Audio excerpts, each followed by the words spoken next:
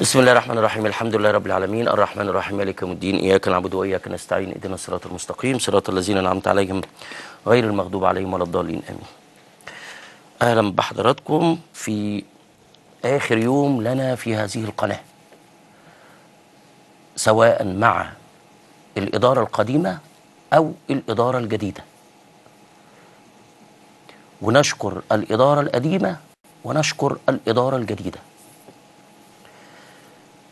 ويبقى تاريخنا 6 ربيع الآخر 1438، 4 يناير 2017، 26 كيهك 1733.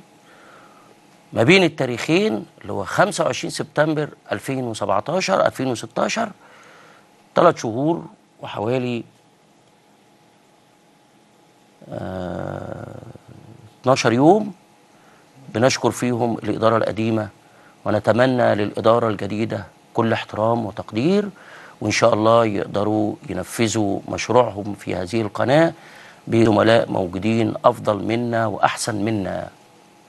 وكنا نتمنى أن تكون الأجواء كما دخلنا، لكن هناك حالة صفها بالله معقولة في إدارة أو طريقة إدارة البرامج. كنت أتمنى المسألة تكون أفضل من كده وأحسن من كده. كنت أتمنى أن يكون في احتواء لأي مشكلة لأي عامل. كنت أتمنى أن يكون في حوار مباشر ما بين الإدارتين القديمة والجديدة، إنه إزاي، والكلام ده اتكلمنا فيه امبارح وأول امبارح. يعني إيه فني، يعني إيه كاميرا، يعني إيه واحد جاي يشتغل، يعني إيه هو مش عارف إذا كان جاي شغال ولا مش شغال، ولا ده اللي حاسبه ولا ده مش اللي حاسبه. إحنا كمذيعين وأنا كمذيع المجموعة اللي معانا قلنا خلاص مش فارق المسألة معانا، لكن الفنيين دول اللي مرتبطين وكل واحد منهم مرتبه على قده، تعاملوا معاه ازاي؟ القنوات كلها، كل القنوات تعاملوا مع الفني ازاي؟ يعني ايه؟ الفني اللي هو اصل المكان، اللي ورا الكامير مان، واللي ورا والجماعه اللي في الاستوديو، والمخرج والبروديوسر والمعدين والبتاع، دول اهم من المذيع. المذيع ده يعني مجرد انه بيقدم الاكله، لكن اللي بيطبخها واللي بيعجنها واللي بيفتي فيها واللي بيقشرها كل ده الاعداد ده مش ان هو اعداد البرنامج.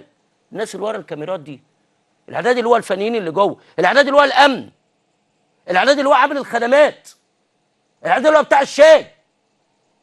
ده الاعداد، دي القناه، ده اصل القناه، ده العمود الفقري بتاع القناه.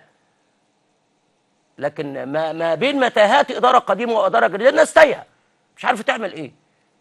يبقى احنا جايين مؤهلين ان احنا ومهيئين ان احنا نقدم الشغل وبتاع وكلام ده، لكن ليه نوصل المساله للدرجه دي؟ ليه؟ ده انتوا ناس محترفه، انجاز التعبير، يعني ناس محترفه. ولا ازايد عليكم، حاشا لله، ما بزيدش على حد، بس الواقع بنت طالع على الهوا دلوقتي وناس عماله تزعق في الطرقه. ليه؟ مين اللي هيحاسبنا؟ يعني ايه مين اللي هيحاسبك؟